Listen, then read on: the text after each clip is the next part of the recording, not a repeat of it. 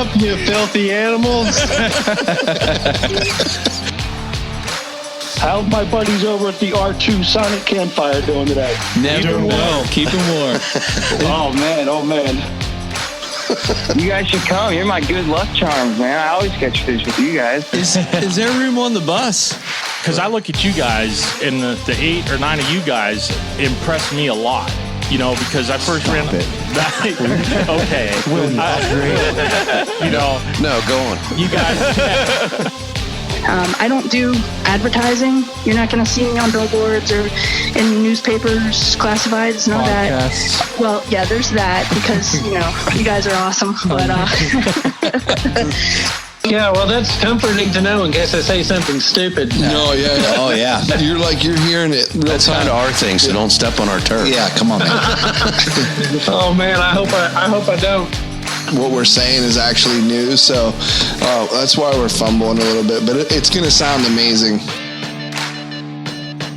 Welcome back to this week's episode with the Rutten River Pursuits podcast. You are in the Sonic Campfire. I'm Steve. I'm Will. It's Bucky. Hey, I'm Ryan. And I'm going to die. Oh, no. Oh, yeah, boy. I'm dying. Again? Who? Smoke inhalation? I'm literally going to be dead. Uh-oh. I die. Dead. Miss Leanna is here. Hi, fellas. Howdy. How's it going? She's in It's been a while since you've been on an episode. Yeah, well, I was just saving it all up for this one. Really? What'd you do? Did you do? Folks, You got something special for us. what if I told you I had a Wichita, Kansas native who studied culinary arts and pastry arts What? I love at the Culinary Institute of Oregon. And then what if I told you Oh, my. this person also works with pit master champions like Smoke on Wheels? Huh. Mm-hmm. House of Q. Okay. And how about those renowned boys at Kamado Joe?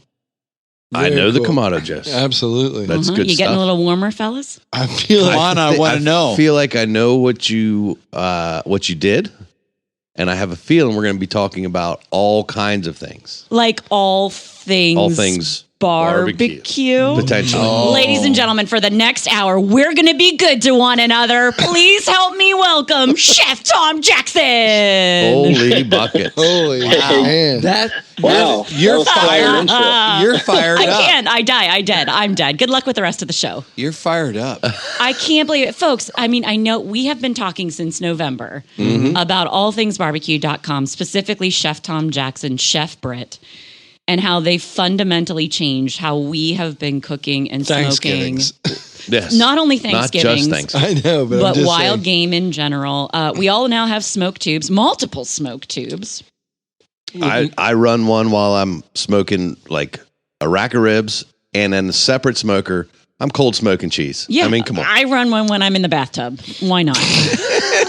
Yeah, forget about those scented candles. Just light up a smoke. just tube. light up a Way smoke better tube. aromatherapy. And I just can't wait to be able to talk to him. But before we kick it off and have Tom say hi, I just have the funniest story, Tom, on how we actually stumbled upon All Things Barbecue. Chef, I want to hear it. Chef Tom, most husbands wake their wives up on a Sunday morning with a little something. Mine woke me up with a request that said, I think you might need to watch this video. And he handed me a cup of coffee, and he played your roast turkey, spatchcock roast turkey in the brine bath. 2.5 hours later, we are still streaming All Things Barbecue videos. And you completely replanned our entire Thanksgiving dinner. I did up a bunch of drawings. We threw a bunch of stuff in our cart, made our first All Things Barbecue order. But ever since then, every single Tuesday, we turn on your video, whether it's you or Chef Britt. We're always on the All Things Barbecue site. Just thank you for all you do, for sure. Well, that's really awesome, and we appreciate the support for sure. But I got to say, you guys are kind of famous around All Things Barbecue now for some of that artwork you did around Thanksgiving. Nice. Yeah, our marketing team loved the diagrams, the drawings, the whole planning, and some of us get more excited about the planning part than others, but everyone's pretty impressed with you guys as well. Oh, thank you so much. And it was a hit. All of Thanksgiving was an absolute hit. Yeah, it was next level. And I think that I don't think that our guests were prepared for that kind of Thanksgiving. They really weren't. Yeah. Yeah. But Chef Tom, it's way more than Thanksgiving. My gosh, around Christmas time, you made a pheasant enchilada. I heard so much about these. And the minute you started introducing that video, I thought, I think we might have an outdoorsman on our hands with this one simple line. I had some pheasants in the freezer. Chef Tom, are you one of us? I think I am. Yeah. I certainly enjoy bird hunting. I don't get to do it as much as I'd like to. But I keep the freezer stocked. So, yeah, I love the outdoors. I've been hunting with my parents and my brother since I was a kid. I mean, I can still vividly remember doing hunter safety class, as soon as my dad thought I was old enough to hold a shotgun. So, I've been bird hunting, fowl hunting, all that kind of stuff growing up. Fishing is another thing that we spend a lot of our time doing. So, I'm certainly no expert like you guys are, but I enjoy it. Oh my goodness. And you're a Kansas boy originally. Is that a true statement? That's right. Yep. And born in Wichita, Kansas. I lived a few other places throughout the years, but I wound up back here. So are you a KU fan or a Kansas State guy? I've been watching Jayhawk basketball since I was a little guy. So Jayhawk, go KU. You're a chicken. Right. I'm a Missouri Tiger alum. Oh, so, yeah. We'll start editing him out right now, Chef Tom. No problem. Rock Chalk Chicken Hawk, but what a great rivalry. That's the worst part about leaving the Big 8. Leaving the Big 12 the now. But good times in Kansas for sure. My uncles we head over there and do a lot of bird hunting. I know, like in the Coffeyville area. Yeah, I know right where that is. In fact, that's not too terribly far from Creekstone Farms, who puts out some of the best beef that you can get. They're in Ark City, not too far away from there. And there's a huge stockyard there too, I believe, right? Can we just say that every single time you do a beef brisket recipe, the care you take and the insistent you have upon trimming that down, and while you're doing it, you can't help yourself. You're like, listen, I know it's not a competition, but I just want to trim this up. I get carried away sometimes, but we do, but we love it. I also have the understanding now, after doing this for a few years, that each and every one of our brisket videos that we put out is 10 times more popular than any other video that we put out. So we got to put a lot of care into those brisket videos, because I know a lot of eyes are going to be on them. Why do you think that is? People love brisket, man. I also think it's a bit of a scary thing for a lot of people, because it's such a big piece of meat. Yeah, it's intimidating. And especially when you look at like a Creekstone Prime brisket, you may be paying well over $100 for a whole brisket, and nobody wants to throw $100 in the trash. And in fact, sure, it's not the easiest cut of meat to cook either, and do right and do justice to. Correct me if I'm wrong, Tom. And that's the thing, is we're trying to teach people that it should be easy for you to do. Really, it's about getting comfortable with what you're doing. And that doesn't go just for briskets. That goes for anything in life. The more you do it, the better you feel about it. And there's no reason to be scared of $100 piece of meat, because once you get a few techniques down that translate to a lot of different type of cooking, and not even just in barbecue, you start to understand what you're doing, and it gets a lot less scary and a lot more fun. I will tell you this, Chef Tom. We watch. We're one of those people of those brisket videos that we love. And the most recent deer that my husband harvested, I left the shoulder together, and we processed it as you process your brisket. And we did the brisket smoke technique that you did on that venison shoulder. Is that the one with the pepper? We used the tri-tip, Chef Tom. Oh yeah. It just sucked the breath out of me when I put the 2 and 2 together, because that was delicious. Oh my! In fact, I kept out of a deer that somebody was kind enough to give me this year. I kept a hind end just like that Yeah, to make to do the brisket. with that exact recipe. It's funny you said how delicious it was. I don't remember getting a taste any. It looked delicious. The pictures I saw. Tell us Well, about that's it. not something. That's not something I've tried, so I'm definitely going to keep that in mind. Oh, please do. If you've got great Kansas whitetail out there, carve out some time. I know you're busy, but you'd love that technique. I know Andy Spittle said, lifelong hunter, lifelong consumer of wild game. He said that is not whitetail. Yeah. That's not deer. And we're like, it absolutely is. It just, how do you hear that very often? I don't hear that super often, but I also don't get to cook deer that often. So my dad harvested a deer about in the last couple months. And it's been fun to watch them toy around with it. But we need to get some more in the freezer. I'm not a deer hunter. Sure. I've been around that for a lot of my life, but my dad has a little more time to go sit in a tree stand now. So he was trying to get a second one this year. And so hopefully we'll keep that in mind for the next time. Yeah. Tom, Well, I we're know just- a few boys that'd be willing to come out if you'd help them find some spots. We could help you. And I know one woman that'll drive him down there and just spend all day at the store. Yeah. I've heard that before too. I happen to work with a fella on the sales floor who's good friends with the Bo Jackson. They went to Auburn together. You don't know Bo. And I don't know. That's right. They're related. Is our audience generally old enough to understand that joke? They are. Thank goodness. But Bo, he's an avid archer, and he loves bow hunting and shooting his bow. So he had kind of hit us up too, and was like, "Do you know where to go?" And I'm thinking, I don't know where to go, but I would find anyone to tell me where to go if Bo will go. Exactly. I think people would tell you where to go if you said Bo was coming. Right. Oh, no kidding. But then again, what am I going to do? Sit in a tree stand the next tree over from Bo and be like, hey, Bo, hey. that one's mine, Bo. Sorry, finders keepers. That's cool. We'll get back to cooking here in a second, Chef Tom. But I'd love to know. So first outdoors experience was bird hunting, but you also said fishing, and I got our resident fishing fanatic here, Stevie.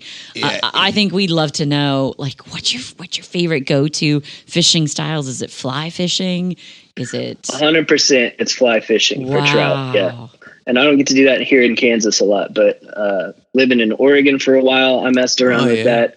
As a kid, we went out to Colorado on most summers, and that's when my dad got me on fly fishing for trout, and I just love it. That seems like one of the best places in the country to fish for trout. Oh, yeah. Do they fish any other way? Because that's everybody we talk to. Does anybody throw rooster tails or Probably not. power bait out there? Whopper ploppers. Ned rig? About it, yeah. Nobody wants to sit on a chunk, Steve. Chef Tom, do you tie your own flies, or is it just more gotcha, just going out there and just being in the outdoors and the fly fishing? Yeah, absolutely. Yeah, no, I'm not advanced at that at all. I'm picking flies out of the grass behind me for sure. But I love doing it. I'm far more comfortable sitting around a lake here in Kansas with a beer waiting for the catfish to take the bait. So that's what I'm talking about. There you go. Can we? So one of the reasons I don't cook a lot of fish, and I don't really know how. I mean, we talk about, there's a couple ways that we do it here, but I fish a lot, but I don't eat a lot because I don't really know how to cook them. Like, what's a good way when you catch one of those Colorado trout? What do you find is the best way to get the most out of it? Well, some of the one of the greatest, I would say, fishing and eating experiences I had was actually up north in the boundary waters of Minnesota into Canada, and we canoe trip up there, kind of canoe in for a day and stay for a week and canoe out. And we would go troll those lakes deep for lake trout. And we catch a nice lake trout and it's that fresh. I mean, we just gut that thing and then stuff the inside with, potatoes and bacon and whatever else we had on us. Really? And wrap it up in foil and throw it over the fire while we're camping. You know, I never thought to stuff it with bacon. That fat would just, wow. Yeah. Aromatics, you know, onions, that kind of stuff, if you got herbs. And cooking them whole like that, you know, that seems like an intimidating thing to people, I think. But it's great flavor. And there's not much to it. It's such a really caveman style of cooking. Yeah, but even last month, I was in Georgia with Eric Gephardt of Kamado Joe, and we were cooking a party for an organization that does shark research. So we were cooking on the boat and cooking whole fillets of salmon. Once again, they were just, I mean, they were the head on and everything, but just, you know, stuffed with a little something good or rubbed with a little something good and waiting for that meat to fall apart. I think it's so much easier than we build it up to be in our minds. You know, I watched your Instagram stories when you were down there in Georgia. Everything just looked tremendous. And you know what, Stevie? What's up? Chef Tom has an amazing cold smoked salmon video as well, too, for All Things BBQ. I bet we could give that a shot with trout. Yeah. Yeah. And What see do if you guys catch up that way? There ain't nothing safe. That's good call, Will. Good call. Well, I mean, we do a lot of trout fishing, which, you know, the state of Pennsylvania does a great job of stocking the streams and stuff to give us a nice resource there. But we're fortunate where we live because we're close to the coastal fishing areas. We got the Chesapeake Bay. We're not far from 5 hours that parts of New York where you could go for kings, the big king salmon, stuff like that. So we've got a lot of opportunity. I even have some, and I think Will does too, some fresh caught, wild caught Alaskan salmon. We do from in our the freezer trip up still there. from the trip last year. Nice. Yeah. And that's I've cooked some of that, and so good. And I was wanting to throw this in and suggest on these pellet smokers now. I've cooked those salmon fillets on it, and you made some for us a few. Yeah, and Thanksgiving, and I stick to that simple little, like Chef Tom was talking about. That just if you can keep it as simple and aboriginal, a little bit of pepper, a little bit of butter, and onion, and a little salt, pepper, and I just barely tap a little bit of Old Bay over it. I heard whisper. A whisper. Yeah, just whisper. It's a whisper. Yeah, exactly. Because Old Bay is very identifiable, and I didn't want to just because out east here everybody uses Old Bay in the crab and everything, and it's such a common thing. But I wanted to. I love the flavor profile that brings out, and with the salmon. I church it up a little bit with the brown with the sugar. smoke in there, and it keeps the fish so moist in those pellet smokers. Yeah. Oh, yeah. I love how Chef Tom says a whisper because he also has my favorite description of rosemary ever. Chef Tom, you say that's the loud friend that's over at the party that you wish would just go away. Really? I can see that.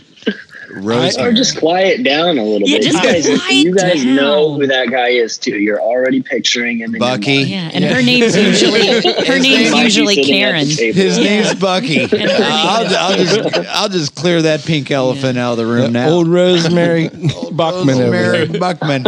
So we got fly fishing for trout. Oh, that feels good, Stevie. It does. Now I'd love to go back to the bird hunting. So we know obviously pheasants because you just slammed a pheasant enchilada dish for Christmas. I mean, that's going to be a staple in our house. And so did we, by the way. Yes, thank you, That's Chef awesome. Tom, for all that mentorship through that. We loved that dish because we always cook pheasant on Christmas Eve. That's our tradition. So it's like you're reading our minds almost. But I'd love to know about the waterfowl part. You snuck in waterfowl. What's your favorite waterfowl hunting? You know, I haven't done any of that in a while. But as a kid, I loved duck hunting because I didn't have to walk all day long. That's right.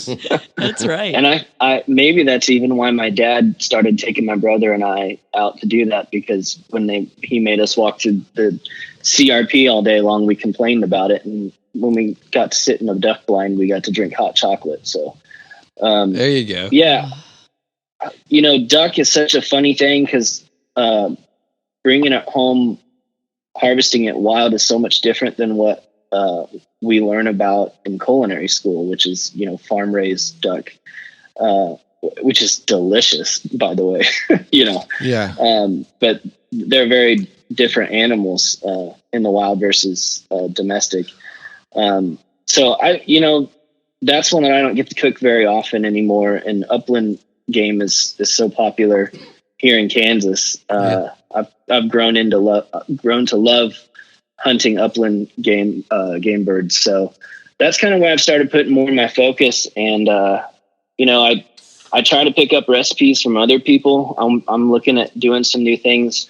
I'm trying to work with some whole birds, do like a whole smoked pheasant rather than, most of the time we see the breast and oftentimes the Lord legs have get mercy. ignored. But one of the guys I really look up to when it comes to that stuff is Hank Shaw. He's hunt, gather, great. cook. He's got some amazing recipes. He's got I think a pheasant confit recipe that I got to try soon. I've been dying to do that one, where he takes the legs and cooks them in fat. Probably even you could use duck fat for that. But I don't know. I'm fascinated by it. I'm still learning. With any and everything, there's stuff that I'm more knowledgeable about, but especially with game, I feel like I'm constantly just trying to learn stuff. I need to pick your brain just a little bit about duck fat. I was like, I got some and I was all jacked up to use it. And I'm not sure if I'm picking the wrong recipes or whatever, but when it heats up really quickly.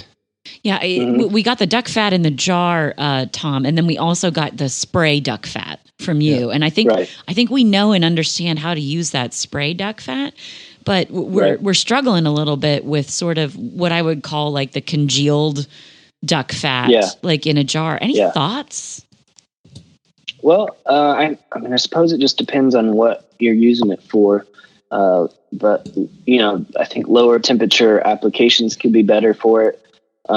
Probably the thing that product is known for the most is for duck confit, where you're cooking duck legs submerged in duck fat and like an obscene amount of duck fat. Gotcha.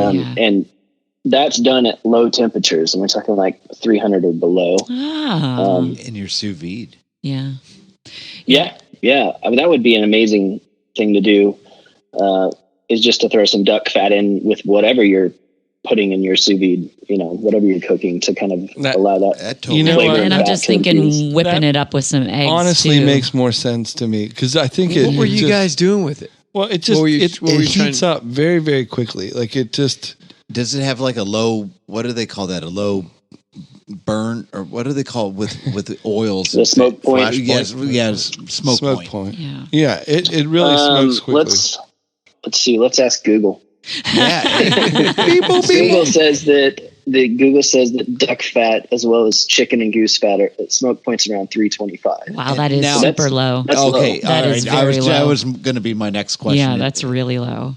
Wow. Yeah, it was just catching me off guard because I know you can other things, and I have a very super limited cooking prowess. Like I only have a couple things that I'm like. But he does them well. He does them really well. But like when I'm trying different things, especially I hate to say it. No, I don't hate to say it, but you guys have really given me confidence to kind of do different things and try different things. And you're pushing the envelope, bud. You're doing great for the things. first time ever. It's been Leanna's bag. That's Leanna's thing. You know what I mean? Like I like, the podcasting, hunting, outdoor lifestyle is my thing. Cooking is completely Leanna's thing.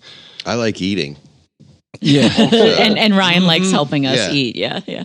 So, but I mean, I'll come home and he'll have watched a video, Chef Tom, and cold smoking, and all of a sudden he's cold smoking salt, and we have cold smoked pepper and we have cold smoked sugar that I'm we've been using. And everything. I mean, you could start a YouTube channel. Can we cold smoke it? Can we cold smoke it? This guy's got me curing meats now. Removing the obstacles so I can start doing that. Even like I found you a fridge. Do you cure? You've inspired this guy who's inspired us all. So this is what we love.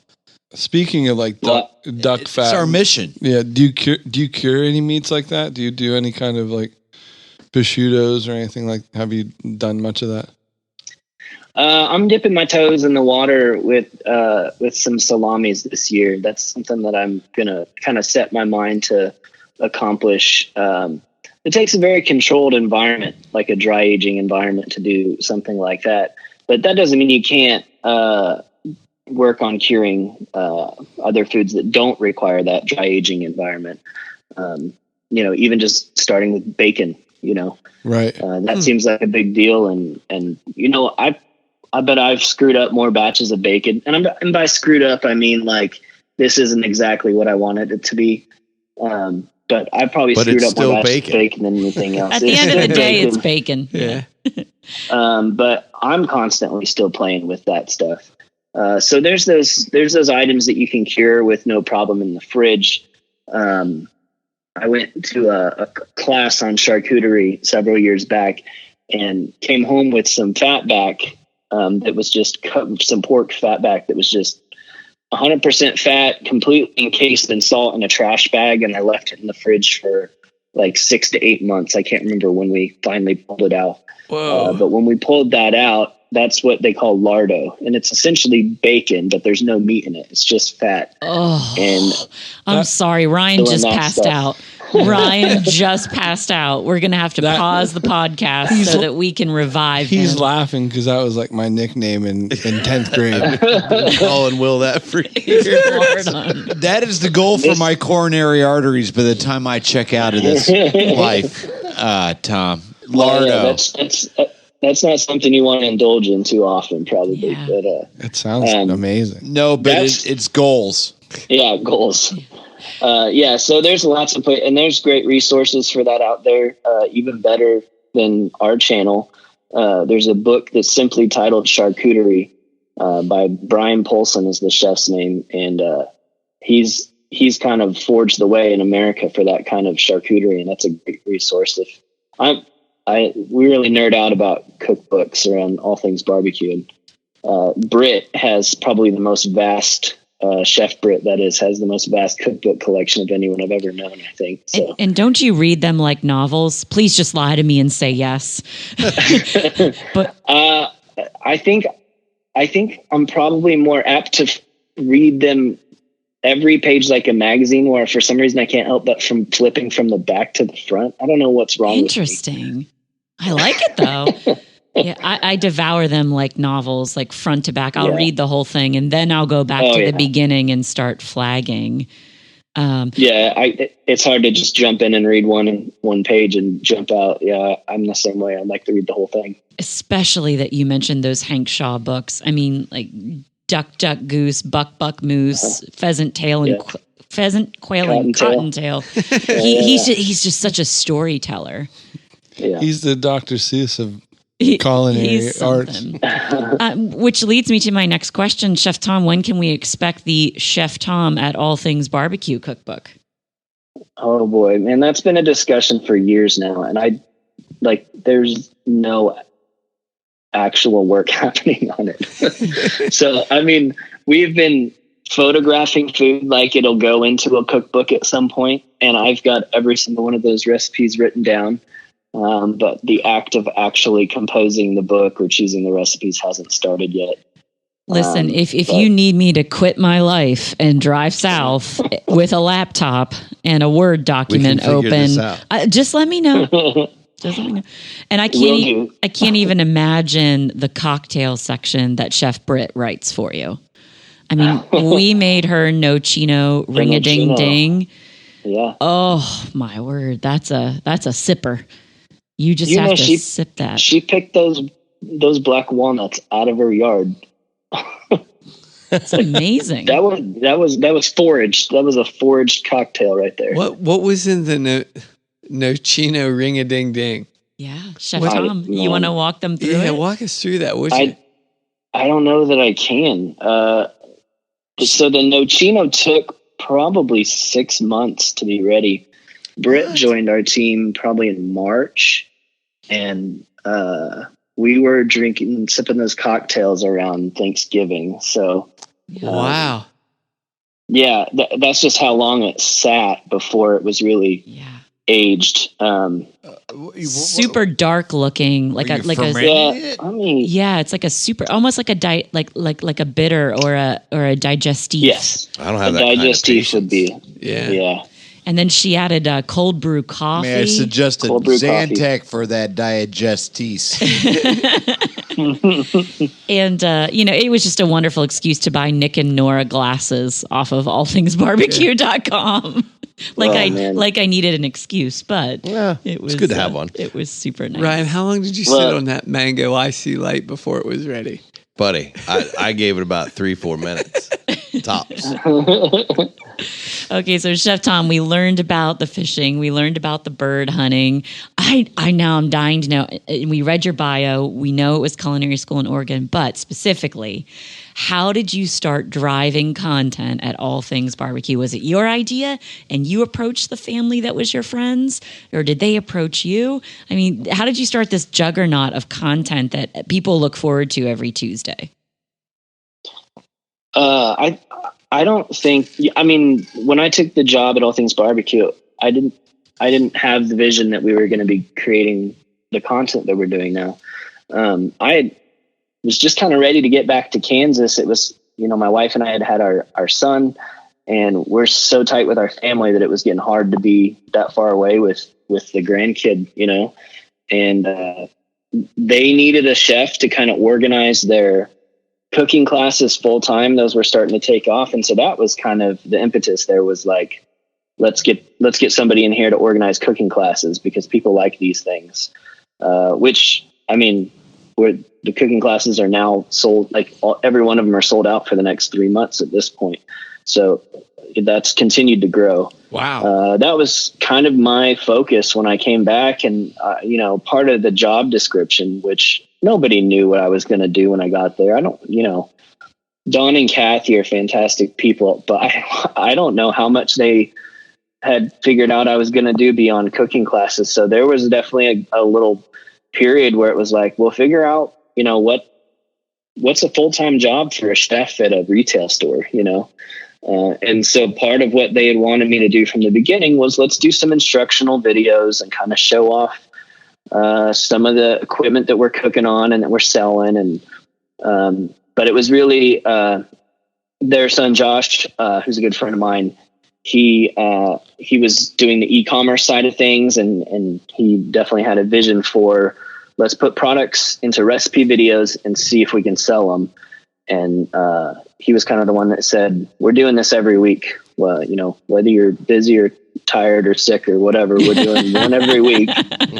Nice. And early on, nobody was just like, yes, this is what you should be doing. But over the years, we saw that we connected with people on the content, and you guys are proof of that. This relationship here has come about because of that. And to hear that, we've given you guys confidence to cook stuff that you never would have cooked. That was kind of from the get-go, was like, anybody should be able to do this. By the way, we sell these products. Can you buy them so I still have a job?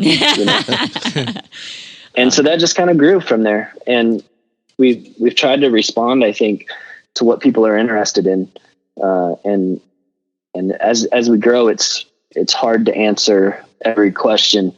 But we certainly care about the people that are watching a lot and want to know what you guys are interested in. So even an interview like this is valuable to me because we get to hear from the people what you're doing, what you're cooking, what you're hunting, what you're putting on the table, and I appreciate that.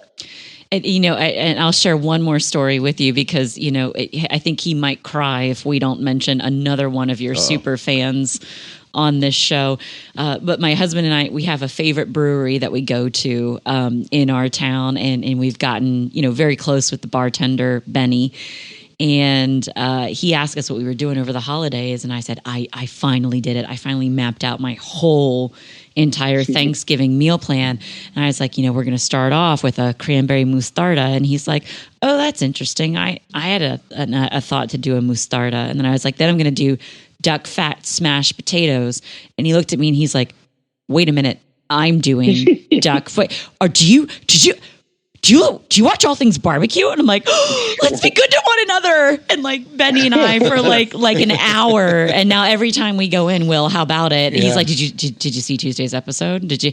And I got to tell you, he makes your brisket nachos. I don't know how many times, probably like once a week, maybe. That's one of his, with the cedar plank, the nachos on the cedar plank. And he's just a huge fan. And your uni pizza ovens, he was so excited to get that. That was his Valentine's Day gift from his wife. And you're so inspiring. It's like a little subculture. You just kind of whisper every now and then, hey, let's be good to go at one another and see who catches on to it. Well, that's amazing. Shout out to bartender Benny. Yes, Benny. That's awesome. We got kind of invested in the wood pellet smokers, and we didn't honestly know how to use them to do them justice. And you didn't understand the full potential. That's right. I mean, we use them, but once you start watching and understanding products and the depth of it, brown butter chocolate chip cookies, folks, on a smoker are life-changing. Chef, he puts potato chips in them for crying out loud, and just the fact that you can bake on it with a smoke tube and still have it really complement a nice, sweet dish is something else. Let's talk about the dish that literally changed it all for us. Are we talking about the scallop potatoes?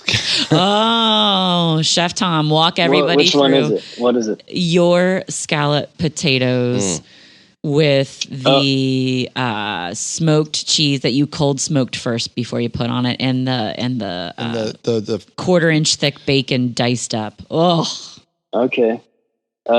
Smoky scallop potatoes. Yes, that's what it is. It's like the whole cast iron pan's like 12 pounds. Oh yeah. You need Popeye to carry that thing around for you if you're gonna do it one hand. I could put it in my belly though. Oh, it's insane. We have made it 5 or 6 times. Yeah. That's a lot of special occasions. Yeah. Yes. and by special occasion, you mean Tuesday. Yeah, we record once a week. Yeah, so. yeah. No, it is crazy, and it changed the game for us. I mean, it's like we knew you were talented when we saw that video. That is the video I show everyone to convince them that they should watch All Things BBQ. There's no question. Like, that is like next level. Yeah. We all grew up on scalloped potatoes, and you can't tell me that it was crap. And it was from a bot. It was Betty Crocker's. Or it was watery. Yeah. Or the potatoes were raw. Oh, you ate it. And even then it was delicious. Yes, exactly. That's what I'm saying. Yeah, for sure. I won't complain about scalloped potatoes. Mom, mother-in-law, you make wonderful scalloped potatoes. Yes. Those were a little next level. Sometimes you go a little over the top on stuff.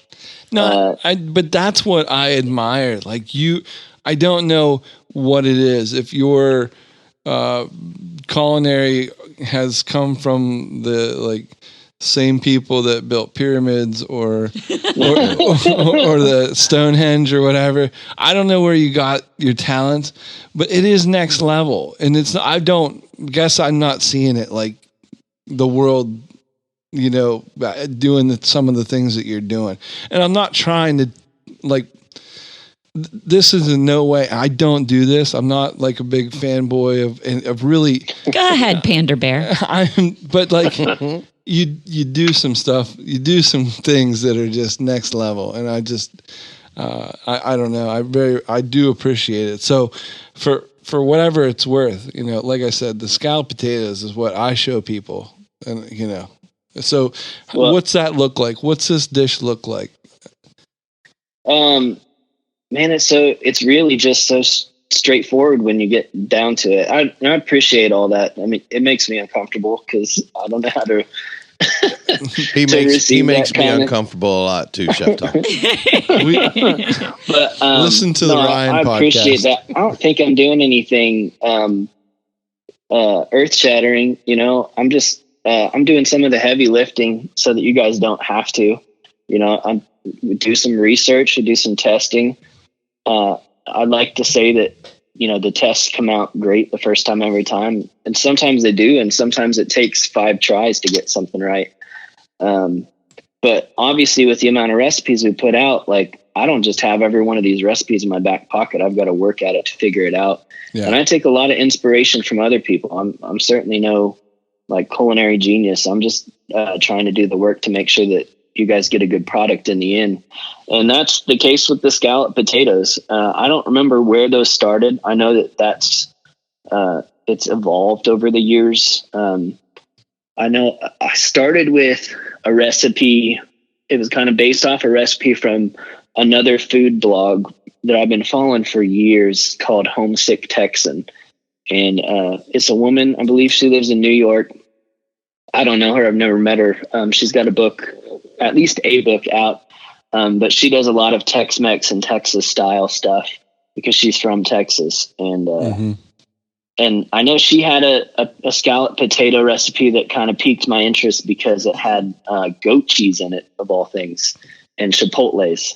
And you can find something similar to that on our blog that I tweaked, just with those kinds of ideas in mind. And then over the years, I have kind of messed with that a little bit more. But these, a lot of it is just a matter of having a little bit of training. Oregon Culinary Institute's an amazing place. They do a great job of teaching students quickly and preparing them for a jumping off point for a potentially bright future in that world. And then getting to know some of the pit masters that I've gotten to know and learning the barbecue world. We try to fuse those things together. And sometimes it comes out, sometimes you guys get excited about scalloped potatoes, And what I gotta say is, folks, if you don't watch Chef Tom and his explanations, you're missing out, because it's just the simple things that you talk about. Like when you're making the scalloped potatoes, when you make the roux and you add the cream and you start to boil it and simmer it down, I have tried scalloped potatoes in the past, and where I always fell down was they were watery or sort of soupy. And just the simple sentence that you say, hey, drag your spoon across the bottom of the pan. If the sauce takes a long time to fill back in the scrape mark that you made, then it's done. And he's just these simple techniques that you're like, what? That's it?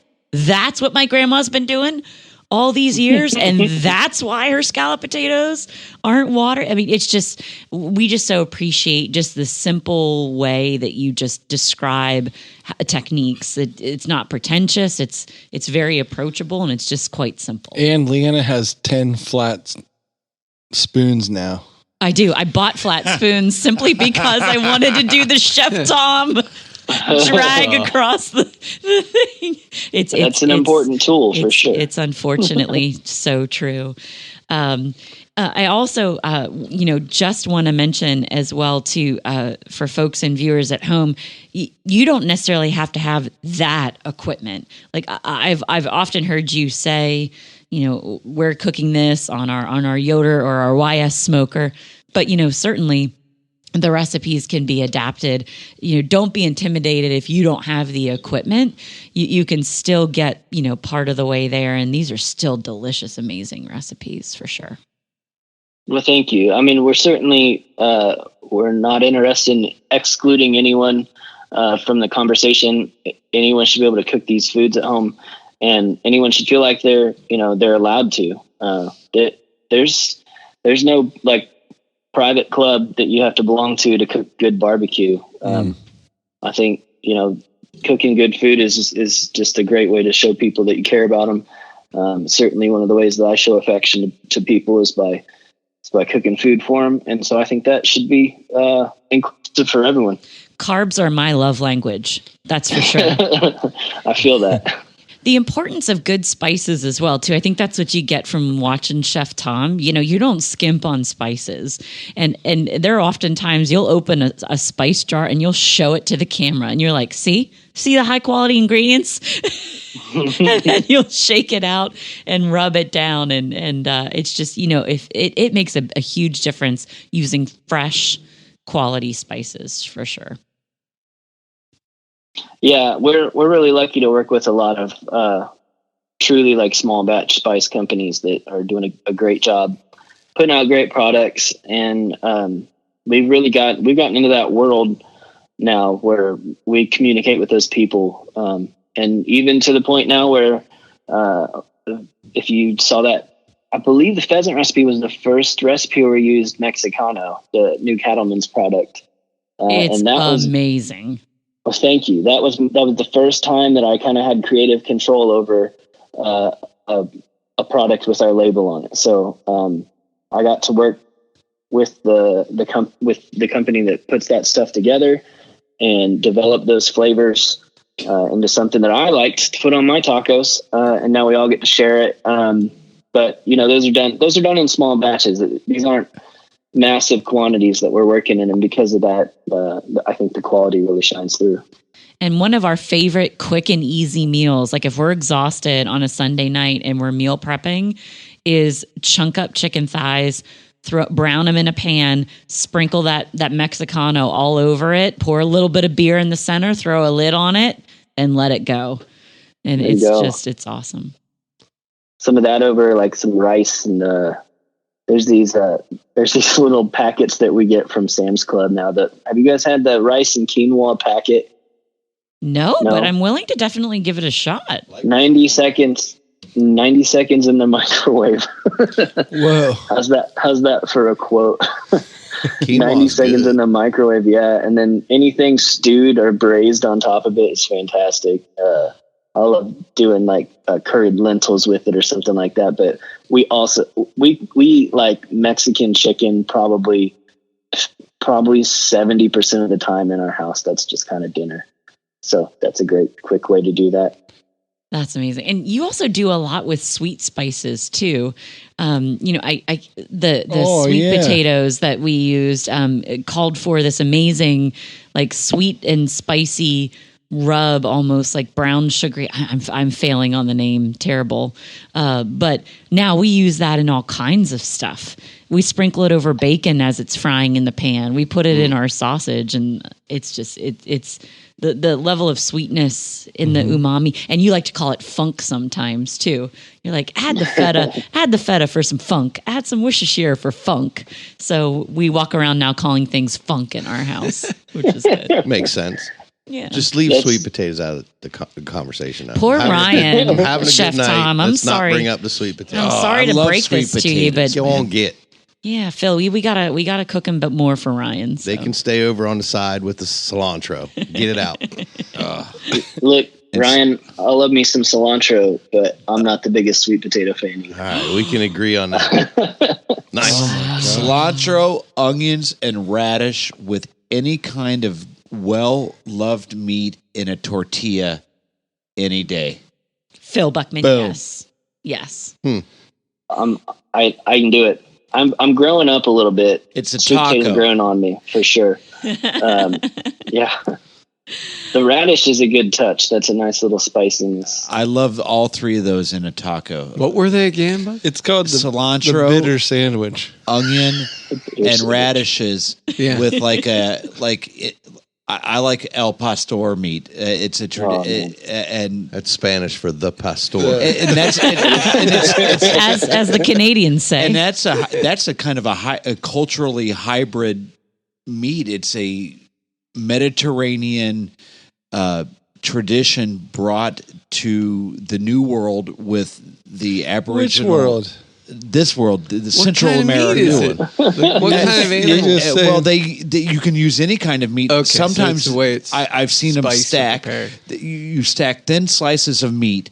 You can use goat. You can use beef. You can use chicken. You can use Point taken. and you can Pork? and you can mix them pork. How about and pork? you can mix them, and then they cook them, and like in the Middle East, they turn it around vertically around a spit. Oh, like a gyro shop. Yes, Yeah. exactly. That's exactly what it is. The Lebanese immigrants that took that same idea as they moved into Mexico. But yes, that same spit. And that is my favorite taco meat in a taco. Yeah. Nice. I believe it's probably pronounced top. gyro. It's probably top 3 for me as well. El Pastor. Wow. Delicious. And it took, 2,500 years to develop that, because it took that Well, Lebanese there was no culture. electricity. That until umami. Yeah, that umami. That funk. They didn't know what funk was back then. Exactly. They didn't have And- Chef and Tom. it's- and They didn't have then you mix it with YouTubes. those, with such a, with those, with the cilantro and the radish and the onion, and then you take the corn tortilla with the masa. Oh, golly. All I I know, need tacos now, guys. Gotta go. all I know is the umami will make you say, "I poppy." Oh my! Oh, Chef Tom, we're at the point in the show where we love Stop to do a segment called the Fast Five. Is it Fast Five time already? I know. I was Holy kind of looking forward to cow. this because I'm gonna throw out y'all's Fast Five. Mm-hmm. I'm gonna go with my Chef Oh. Tom Fast Five. It's a DIY fast five. It's a DIY Fast Five. Yeah, and I did not prep him on this, so we'll see how it goes. So, Chef Tom, we're going to ask you 5 rapid fire questions as quick as you can. Answer them. Remember, there's no wrong answers, but if you are wrong, we will let you know. Absolutely. We'll let you. That's right. Oh, the pressure's on now. That's right. I'm a slow guy, so we'll see how this goes. Yeah, absolutely. Okay, here you go. Question number 1. Other than knives, you are not allowed to say knives. What is one thing you can't live without in the kitchen? The first thing that comes to mind is cast iron. Wow, say a little bit more. I love you, man. I cook in cast iron every day, and I just love it. It's hillbilly cooking, man. I love it. Yeah, you can use it on the stove. I mean, I probably ruined my glass top electric stove at home with it, but I also can cook over the campfire with it. This isn't part of the Fast Five, but I'm going to interrupt it for a quick question. Best way to clean cast iron? I think I would use mine more if I just knew how to clean it. What's your tips and tricks? Oh man, I'm tired of making rules for what to do with cast iron. If it needs a little soap, then put some soap on it, and then rinse it off and put some oil in it and keep it seasoned. You know, I don't know. I don't live by too many rules when it comes to cast And iron. what oil do you like for seasoning it? Just a regular vegetable canola oil kind of thing. There you go. Or if I've got that duck fat, I'll even rub that into it. It doesn't matter too much. Bingo! Another use for duck fat. My Most important part is that when it's warm when you rub the oil in. So make sure you throw it back on the stove. That opens the pores up so they can suck in that oil, and that's what gives it that coating, or what we call that seasoning. Yes, Awesome. Yes, sir. And I've always been taught you put it back on the stove, and when you're done washing it with either water or Are you saying washing? Washing. Washing. you put it back on the stove and you heat it back up to dry it off. That way you don't leave any moisture on that cast iron to start to rust. Gotcha. Makes sense. I believe it. Or you can put it in the oven and, I use and heat lanolin. it back up. I use lanolin. Lanolin? Yeah. This is the slowest Lanolin? Fast Five we've ever done, and I own it. I own that the Fast Five got away from me. You did this to yourself. I did it. I owned it. This is what you get, girl. Chef Tom, second question. Number 2. What is your favorite movie about cooking? Ooh. Favorite movie about cooking. Can I do 2? 2 came to mind already. Of course you can. All right. The movie Stranger Than Fiction made me want to be a baker. No way. Wow. Yeah. because Maggie Gyllenhaal's awesome in it, and she's Maggie Gyllenhaal, and she cooks for people that need to eat, and also, and Will Ferrell's amazing. And then what a great soundtrack too, by the way. Yes, amazing soundtrack. Okay, sorry. And the second one. The second one has an equally amazing soundtrack. It was Chef. Yes, the Jon Favreau movie. Oh, yes. I did see that one. That was the food With truck. the food stuff. truck. Yeah. Yeah. The incredible food shots. He was actually really trained to do that stuff. I started eating Cubanos after that. Yes, you did. Yeah, man. Yeah. That changed the world of Cuba. I mean, for all of us outside of Florida. Yeah, right. We're like, oh, we better get on the Cubano train, and they're delicious. Do you have any everywhere now? Do you have any Cubano recipes or anything like that? Oh yeah. There's a video out there. Okay. Oh well, excuse us, Tom. We just have to go fire up YouTube. We'll be right back. Pause. We're gone. Yeah. Okay. Third question. What's one thing you do daily to make sure you keep up your culinary lifestyle? Oh, I don't just show up to work. Punch in. Because I have to. Is that a cop out answer? The fact that you call that work cracks me up. How about wash dishes? Yeah, that's very fair. Nobody's above washing dishes, and that's a great way to that's my job. Yeah. For me, it's part of the whole meditation of it, beginning, middle, and clean up. And I've got a great cleanup dishwasher.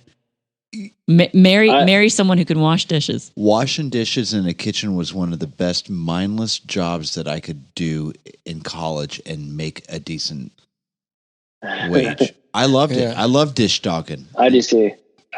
I still enjoy doing it. Yeah, dish dogging. Yeah, they called it dish dogging. And if we had too many guys to run the lawn, the team did. And if you had enough guys that didn't need to run the line, I'd go dish dog. It wasn't beneath me. I'll go over there and dish dog. Get out of my spot. I'm dish dogging. Yeah, you spray the dishes down. You get them good. You put them in the racks. Throw them in the washer. You throw it down.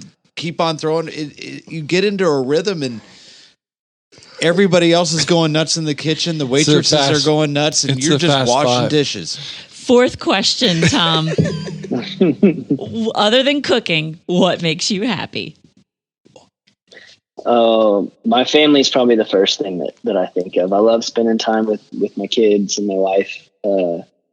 My son's gotten really into soccer over the last year and a half or so. So that's something we spend a lot of time doing. Mm-hmm. And my daughter, she's 2, so she's just into being insane. She's kind of the boss of the house, I think. I bet. Yeah, she runs the joint. She'll let everybody know she's in charge. Yeah, I just love spending time with them for sure. And you said she's 2? She's 2. My son's 7, and my daughter's 2, and they're fantastic. My son's got to be the best big brother in the world. He loves on his sister like crazy. So, well, as far as the 2-year-old thinking that she runs the house and being sure to let everybody know, this is the part where I would probably tell you like, get used to it. They'll grow out of that, or it goes away, or it changes, but it doesn't. They're pretty much the boss forever. My eldest is 18, and she lets us know it. You would think that, just a little solidarity between my wife and I, we could overcome her, but nope. Nope. Doesn't work. It's a powerful force. Okay. Last question. Now, we normally ask this question in this style, what's on your bucket list, like a bucket list hunt. But when you're with chefs, it's very common practice to say, what is your last meal?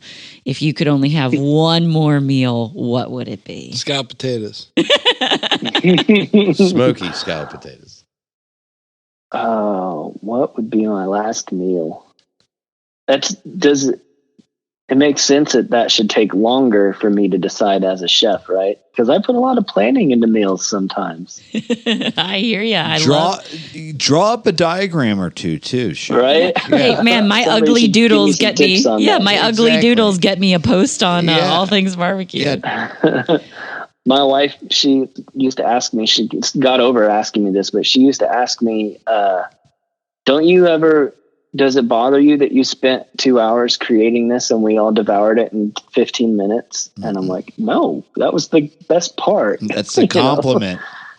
It's got to be something taco related. I love tacos and Mexican food in general. You know what? Even a plate of nachos. Those carne asada cedar plank nachos that bartender Benny? Yeah, that's right. Yeah. Bartender Benny. Yeah, that he pulls off. I love that dish. That's got to be up there for me. Oh, Nothing that's high great. Class for sure. Well, that's right. Your last meal. You got to go comfort for sure. Oh, yeah. Well, Chef Tom, I mean, if someone hasn't been listening and doesn't know where to find you by now, well, then shame on them. But could you give us a reminder? How can people find you, find all your content and All Things BBQ? Sure. So, atbbq.com, that's All Things BBQ. That's kind of our main homepage there. You can find and do all your shopping for your recipes there. And then the sauce is the blog, so you can find that from there as well.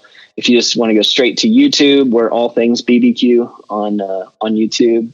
And then other than that, I'm probably most active on Instagram, and you can find me at Chef Tom Jackson. That is nice. Awesome. Fantastic. We walked down here to start this podcast, and I was full because we had just eaten. I am now starving again. So ain't that the truth? I think we need to go ahead and put this one to bed because I gotta go make some stuff. Make a snack. Chef Tom, you are. Well, what do you have for dinner? I want to know what you guys ate for dinner. Oh no, this is going to be embarrassing. We're fueled by the pizza. We ordered the local pizza, but fellas, tell them what I made you for dessert tonight. Tell them what I made you for dessert. I don't even know. I don't think I can pronounce it, what but it was some sort of. I made champagne batter cupcakes with a buttercream frosting. Chef Tom, from start to finish, 6 sticks of butter.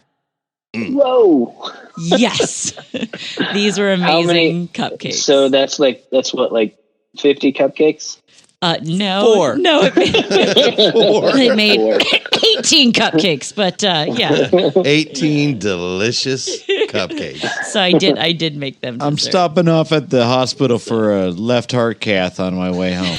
Yeah, Chef Tom. Sounds like you guys are eating good though. You know it, buddy. Chef Tom, thanks to you and everyone at All Things BBQ for being just such an inspiration. What up, Britt? Oh, yeah, and what up, Britt? Yes.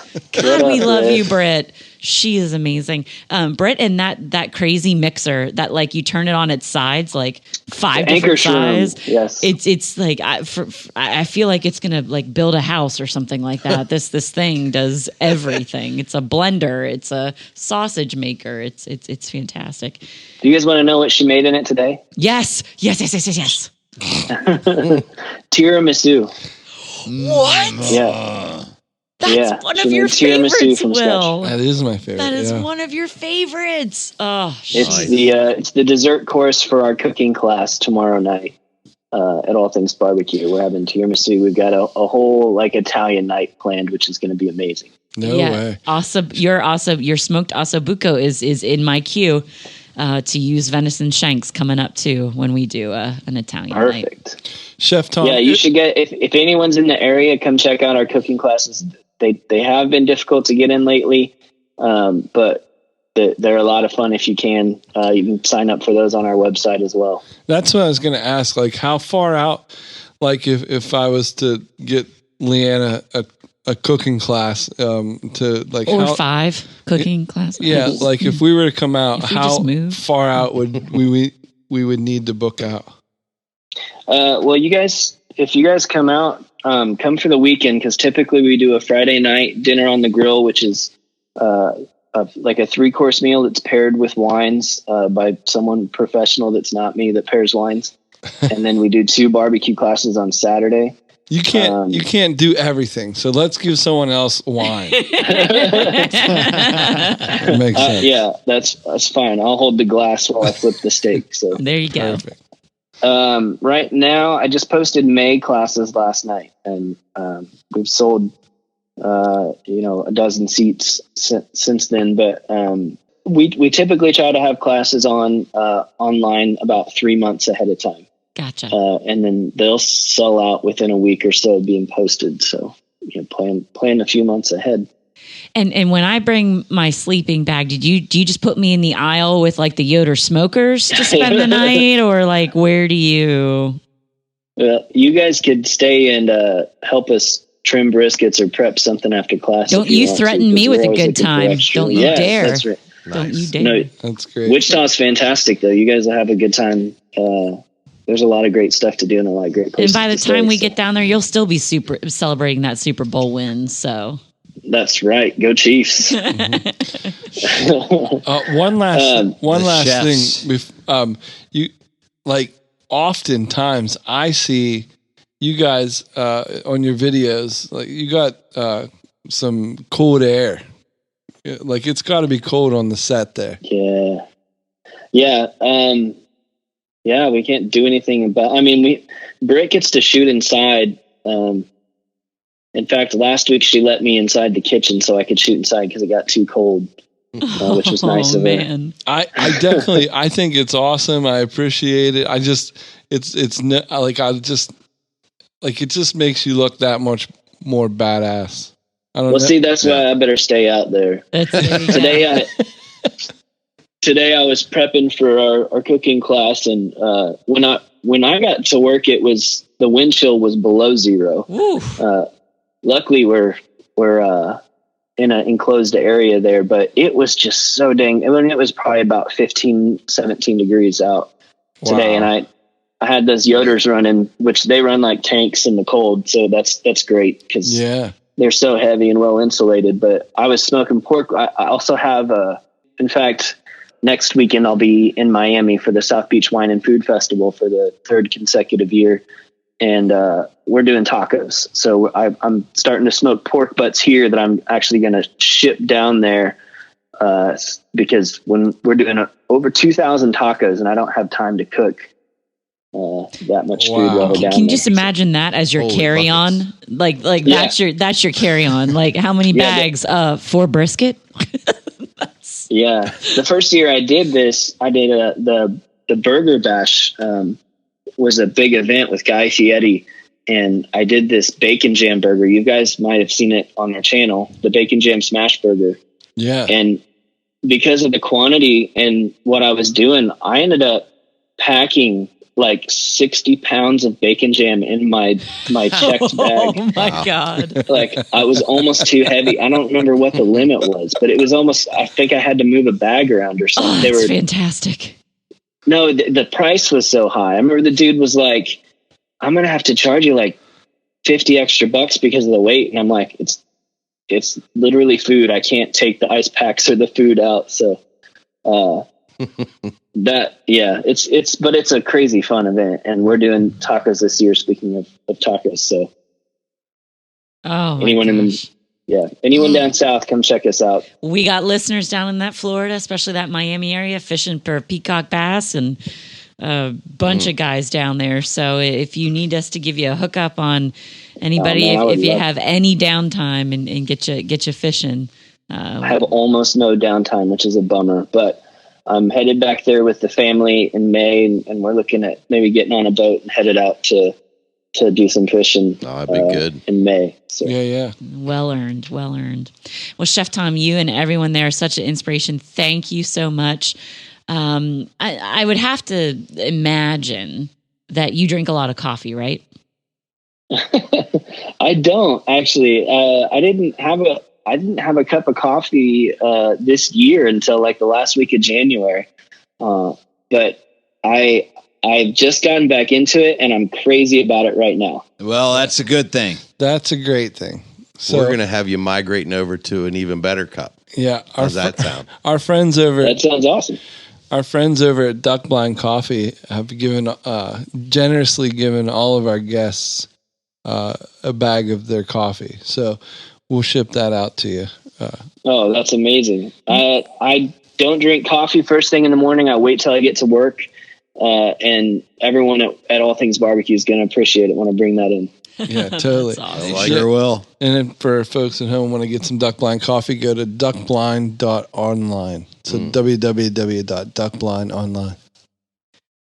Well, fellas, thank you for joining me on you my for doing Die this for us. I Dead podcast. I can't be on ever again. No way. Chef Tom has ruined it. Is this the Chef Tom's ruined it. Absolutely not. Yeah. Goodbye, Eric Repair. Goodbye, all you other Michelin star chefs. We're done. No more chefs after Tom. No, that's stop. Boys, where can they find us? Well, as always, they can find us at RuttenRiverPursuits.com. We are available on all your social media platforms. Just search for Rutten River Pursuits. Check out the YouTube channel. Look for Rutten River Pursuits podcast. After you've watched All Things BBQ videos. Yeah, of course. Yes. All Things BBQ. All Things BBQ. I love it. Well, I love it. And then the podcast itself, of course, always available where all great podcasts are found on Apple Podcasts, Spotify, and iHeartRadio. I heart those radios. I also. Good stuff. Chef Tom, thank you so much. You guys have been amazing. Thank you Miss so much Leanna. for having me. We're out, guys. Our pleasure. Miss Leanna, thank you for hooking us up. I love it. Sharpen knives and rig 'em weedless. See ya. Throw some funk in it. Peace. You good.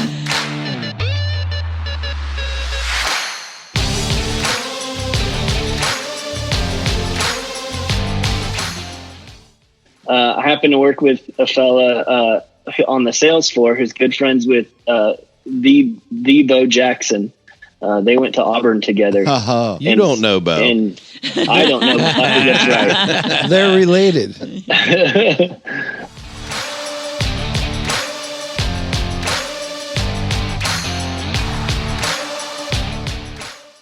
You know, I watched your Instagram stories when you were down there in Georgia. Everything just looked tremendous. And you know what, Stevie? What's up? Chef Tom has an amazing cold smoked salmon video as well, too, for All Things BBQ. I bet we could give that a shot with trout. Yeah. Yeah. And What see do if you guys catch up that way? There ain't nothing safe. That's good call, Will. Good call.